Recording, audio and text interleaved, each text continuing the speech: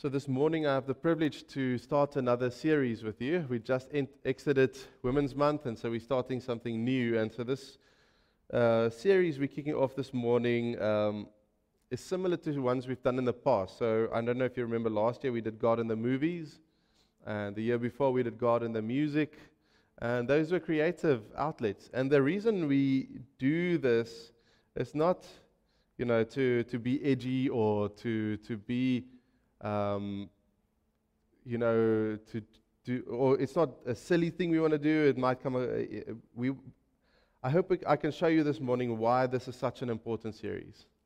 Because art, whether it is a song from Coldplay, whether it is a movie by Steven Spielberg, or as you'll see this morning, a painting by Vincent van Gogh, or Van Gogh, as someone said this morning, I should say. It has the potential to move us outside of our human experience and move us almost like an out-of-body experience.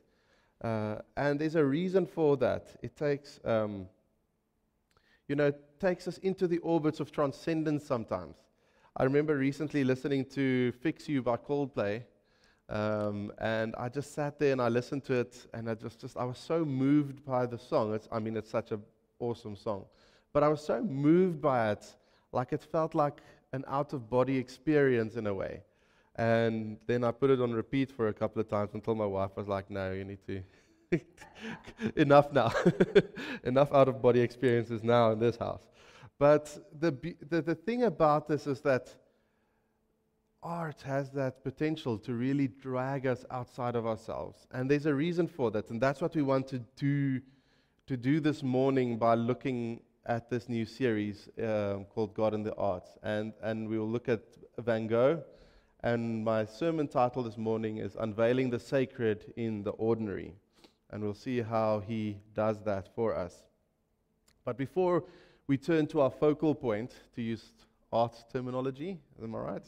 Before we move to our focal point this morning, I want to start with a personal story of myself growing up. When I was about 16, we as a family decided to do a big move. I grew up Afrikaans and Afrikaans schools and everything, and my family wanted to immigrate. So we decided we're going to move to New Zealand. And we did. But my dad had left 3 months before we did, without a job, without a visa, on a visitor's holiday visa. He was ambitious to go and look for work in New Zealand. So in 3 months, he had to find a job, get visas, and get us there. So he's there with all our savings and everything. And as a kid, it never registered to me how stressful that must have been. Like, you go to this foreign country by yourself, all this 16-year-old at that time could do is think about rugby. I was like, I'm going to watch all these All Black games. I'm going to play with the future All Blacks. And I was just so excited. But I couldn't I couldn't put myself in my dad's shoes. That stress he must have gone through. And now, as a father, I wouldn't dare think of doing something like that. But when we arrived in New Zealand, we were excited, but my dad had found a job, and after quite some time of looking, but as we walked out into the arrivals terminal, my dad was nowhere to be found. Like, we walked out in there, and there was no one waiting for us. Me, 16-year-old, my sister was 10, my other sister 6, and my mom, standing in a foreign country with no one there to welcome us. And we didn't know what to do, so we waited, and we waited, and we waited, and nobody was there. Eventually, we had to make a plan, and we bought a SIM card and started calling the few numbers we knew. And luckily, we got in touch with someone who my dad stayed with for a bit, and we managed to call the next person who put us in touch with the next person. And eventually, we discovered that my dad had a psychotic fit under the mounting stress of the move and everything, and he was taken up and sedated in a hospital. And because he was a foreigner, he didn't get he didn't have the health insurance or whatever. It was a foreign country. He didn't get the help he needed to get fully diagnosed or what went wrong, and they just kept him for a bit, and then when we were there, they just handed him over to us, and we sat with a person who I knew for 16 years and now was completely different. I didn't know. It was a completely new person to me. New introduction, very difficult season. And eventually, it was about 2 or 3 years when we moved to Australia. So my dad had gone through major depressive moments and major manic moments. And eventually, we came from a small town. We didn't know what was going on.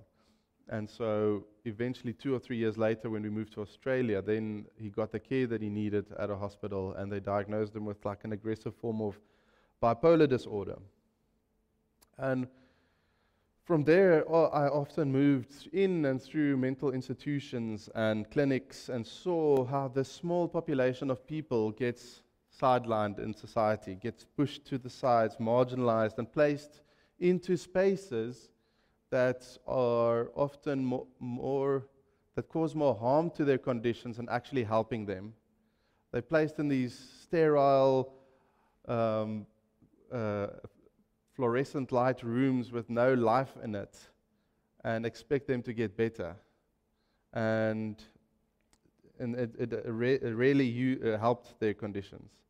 And so for this next decade, until he passed away in 2021, I think it was, until then, it was such a difficult thing to see how a person's dignity can just be tarnished and ripped away from them over day by day. How they can just be so dehumanized in society. And as a 16-year-old, this adjustment was very destabilizing for me. But this journey has really opened my eyes to see all sorts of people, see all sorts of challenges people face, challenges that ordinary people face. I think of my own experience as walking the cobblestone of life, and how that gave me lenses to recognize the cobblestones pathways that other people walk, the struggles that other people face.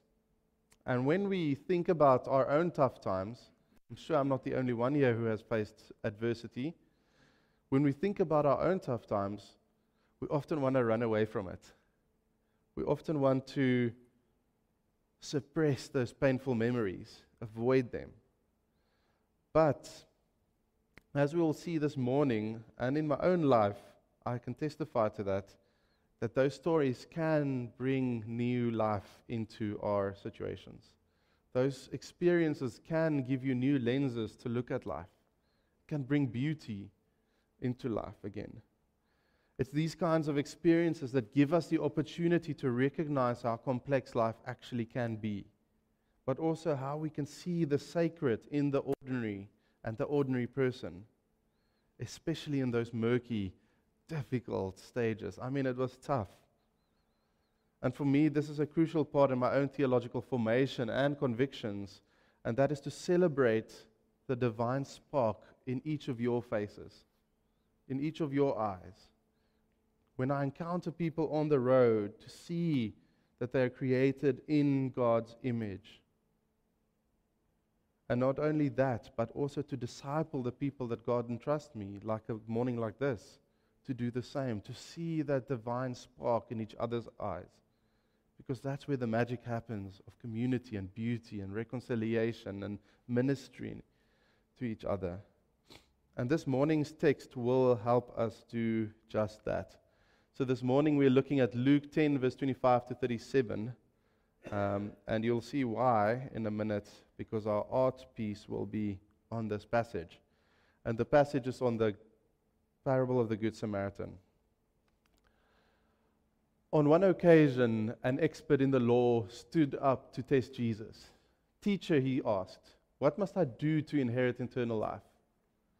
"What is written in the law?" he replied. "How do you read it?" He answered, "Love the Lord your God with all your heart and with all your soul, with all your strength and with all your mind, and love your neighbor as yourself." "You have answered correctly," Jesus replied. "Do this and you will live."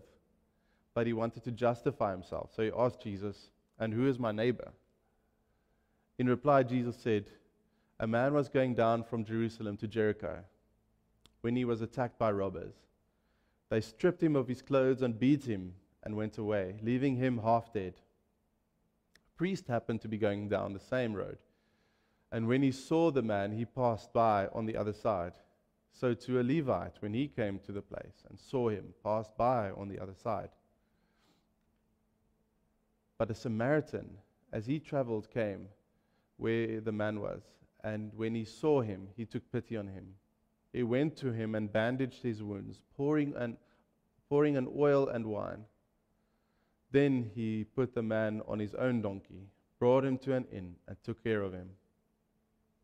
The next day he took out 2 denarii and gave them to the innkeeper. 'Look after him,' he said, 'and when I return, I'll reimburse you for every extra expense you may have.' Which of these 3 do you think was a neighbor to the man who fell into the hands of robbers?" The expert in the law replied, "The one who had mercy on him." Jesus told him to go and do likewise. Note how the expert in the law can't even mention that he's a Samaritan. He said, "The one who had mercy on him." That'll become important. Well,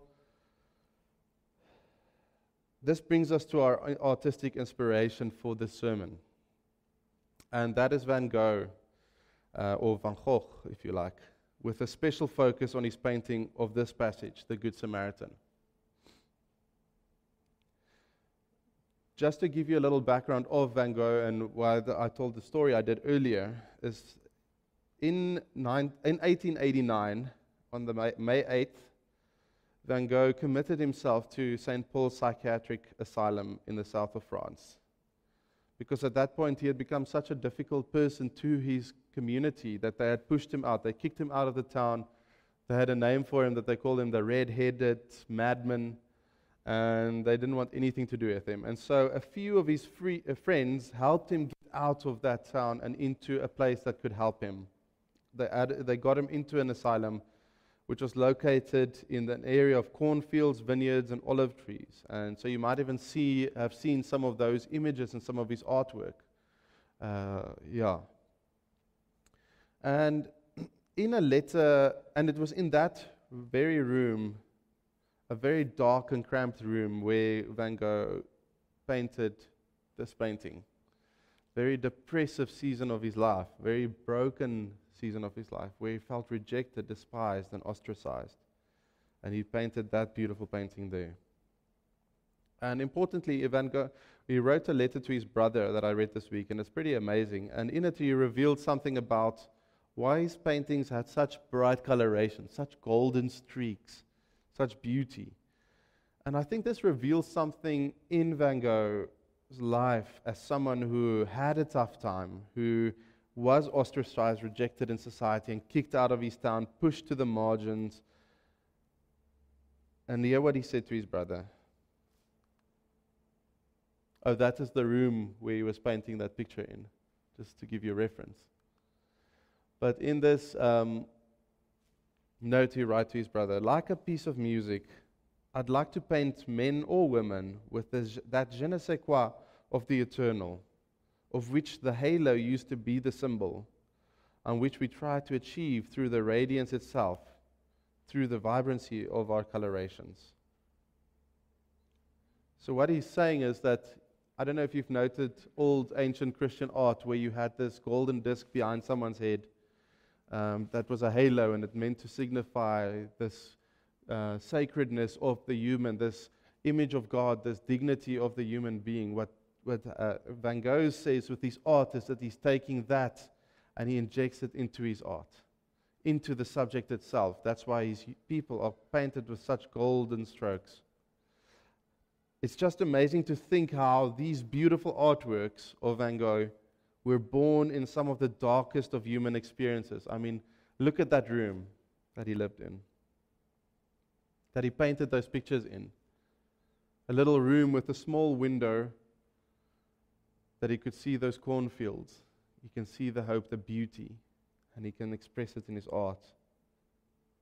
And no wonder one of his most praised works of art was this Good Samaritan passage. And I really think that Van Gogh understood the depth of this parable, because when you look and you read the parable in light of its context, where Jesus told it, then you see how we often miss the point of this parable. And why I think Van Gogh got it, why he understood the depth of that parable. You know, for us, a Samaritan is just a Samaritan, right? Like, we don't think much of it when we read about the Samaritans. But for an ancient Near Eastern Jewish person, a Samaritan, there was no such thing as a good Samaritan. The only good Samaritan for an ancient Near Eastern Jew was a dead Samaritan. They were arch enemies. They hated one another. I mean, I don't have to imagine, to engage your imagination too much. Our own history has a lot of rivalry and broken relationships cross-culturally. We can look around the world today. But to make this a bit more relevant for us today and to use current events as an example, if Jesus were to tell the story today, he might tell the Jewish rabbis and religious leaders that just as the wounded and abandoned Jewish man in this parable found salvation from the Good Samaritan, their salvation will come from the good Palestinian. It injects that tension, it brings it to light and shows that our salvation comes from our worst enemy. The person we think we need to destroy actually holds the keys to our freedom and our liberation. And this is why this message of Jesus was so revolutionary, and this is why Jesus was murdered on a cross. Jesus made the hero of his stories always the rejected, always the enemy. He was such a prophet. And no one wants to be told to love their enemy, right? Never mind telling you that your freedom and your liberation comes from loving your enemy. And this is why I think this parable inspired Van Gogh so much. He knew what it was like to be a Samaritan. He knew what it was like to be ostracized, rejected, despised, and kicked out. And so the golden streak in his art becomes the beauty that represents this dignity in all of humanity. And this is what it's all about. And what I want you to walk away here this morning challenged by is this call to active love. It is this call to some more of these paintings. If I want you to walk away from this morning, I want you to be challenged by this active love. Love in our society is often presented as this sort of feeling, this fluttery feeling, you know, when you meet your girlfriend for the first time, you have this like little butterflies. It's not really hard to love that person, right? When you're in the midst of like infatuation and stuff. It's not hard for me to love my wife. It's not hard for me to love my kids sometimes. But it isn't hard to love people who ought to be loved. It's much harder to love those who are ungrateful, those who are unkind, and those who are hateful. And this reminds me of one of my favorite books. I started reading it again this week. My son's name is from this book. You can read the newsletter to find out more about that. But there's this line in this book, The Brothers Karamazov by Dostoevsky, where there's this wealthy woman, and she encounters this priest. Father Zosima is his name. And she asks him that she struggles with the existence of God. And I really think this book is so brilliant. It's one of the best books in dealing with these kinds of questions. And I think the answer that the father gives is the best answer probably for the existence of God. And he brilliantly answers. He says that no scientific equation or rational argument can achieve this. That only active love can reveal this truth. Only active love can reveal the existence of God. And then she admits that she often dreams of this life of service, of becoming a sister of mercy, serving the poor in holy poverty. But then she imagines the ingratitude she might face, complaints about the cold soup or the stale bread or the hard beds. And then she realizes that she couldn't bear it. And then she goes back to her dreams. and those dreams fade, and she goes back to the question of the existence of God. And to this the wise monk replies, he says, love in practice is a harsh and dreadful thing compared to love in dreams. Love in practice is a harsh and dreadful thing compared to love and dreams. And I often think about this line introspectively of my own life. Like, am I living in the world of dreams? In the way I live my life, how I conduct myself, with other people? And then I also think about the church broadly. Do we just come here and live in a world of dreams, pie and sky theology? Or do we live out active love, the practice of that harsh and dreadful thing called active love? Do we really love the poor? Or are we interested in self-preservation? Do we really care about the homeless? Do we really care about those who struggle with their mental health? How do we organize a society so that we can contribute to human flourishing and not to its suffering? Because we're very good at creating societies that lead to suffering. And I know this question is so paralyzing when you look at our country, when you look at our city, and you look at all the needs that are in there, and we paralyze ourselves with the gravity of all of that. Where do we even begin to make a change? How can I make a change in this world? When we look at the suffering around us, we have to take note that 90% plus of it in our own country, in our own cities, was man-made. And it's continually persisted and handed over by humans. And we don't work towards its bettering. Greed, hate, and selfishness led to the suffering around us, continues to hand that baton over to the next generation. And this is what Jesus spoke about with the hate and the brokenness that existed between the Samaritans and the Jews. The hate and the violence that was fueled and that was living in this eternal cycle. I mean, the Samaritans would throw skulls of pigs and stuff into the temples of the Jews, and the Jews had war between each other. They hated one another. There was no animosity. They destroyed each other's temples. They hated each other. But the first move away from that, Jesus shows us, is a move towards active love. So what do you think active love or love in action looks like in our everyday experience? Because it can be so paralyzing when you have all this suffering around us, right? Now, if I went around here and I interviewed every single one of you, I'm sure the story that I told earlier, you will have your own versions of your own experiences, your own tragedies, your own pains and sufferings that you experience through your life. And the thing about those tragic stories is that they shape us, whether we like it or not. But the beautiful thing about Jesus is that He transforms them, and He transforms us. He heals those stories because He suffered it Himself. And so knowing that He's in it with us, He brings healing to it. And like we saw with Van Gogh this morning, his tragedy led him to paint some of the most beautiful art pieces in history, hanging in the most acclaimed museums and spaces around the world today, painted in that broken, depressing little room. God uses our pain, and He gives us ways to take those stories, to transform them, and then to transform the world.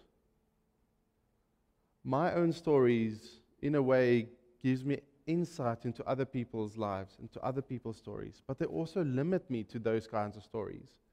It's only when the church comes together as a church and we bring our collective stories together, then we form this beautiful kaleidoscope of ministry to one another and ministry to the world out there, that we actually bring about transformation. Imagine the good that will flow from that if we minister out of our pain to other people who live in their stories of pain. It was the late minister, Roman Catholic theologian Henry Nouwen, who wrote this beautiful little book called the wounded healer. And this one line in it is very relevant to the sermon, and he writes that what is most personal and unique in each one of us is probably the very element which would, if it were shared or expressed, speak most deeply to others. So that painful experience that you experienced, that you worked through, that you got that God helped heal in you, can become the hope in someone else's current experience. This is how the church ministers to one another. This is how we become the church. And we get away from this idea that this is church. This is what I'm doing here is not church. What we do as Christians is the church. We name this building the church, but we are the church.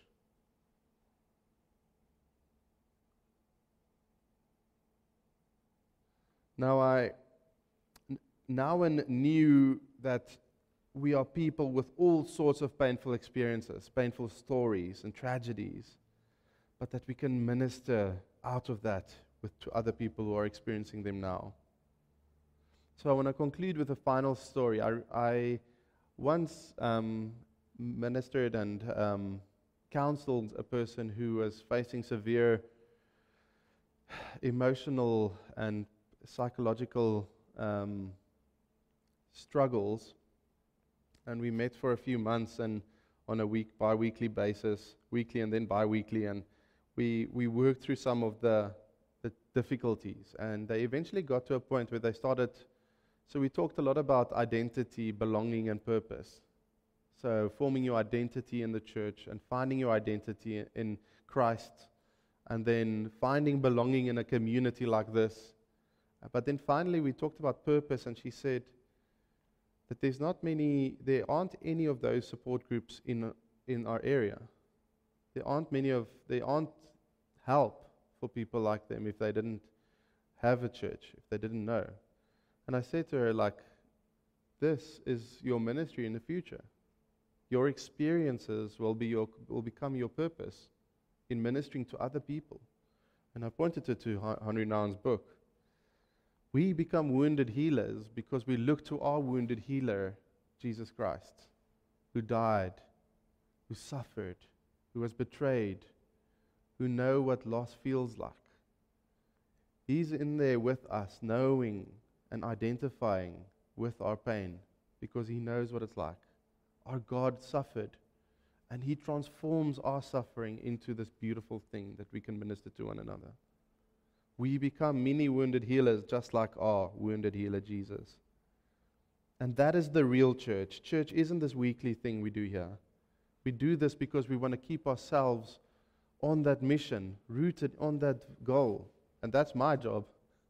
But my job as a Christian is to be out there to love actively, to care actively, to be the church out there. Because our world is filled with so much pain and suffering. So my job is to keep the eyes on the prize and to keep us on that journey. So friends, remember this. Love and practice is a harsh and dreadful thing compared to love and dreams. But may we always be committed to that call of Jesus, to be on that mission. And remember that our deepest and darkest rooms, like the one that Van Gogh sat in and painted those beautiful pictures, we are called to be those artworks in this world. Our lives becomes the canvas for God to do His beautiful art all around us. And so we're called into that beautiful thing. Our deepest, darkest rooms, like the one Van Gogh we're locked into, can become the most beautiful and hopeful thing when in service of active love.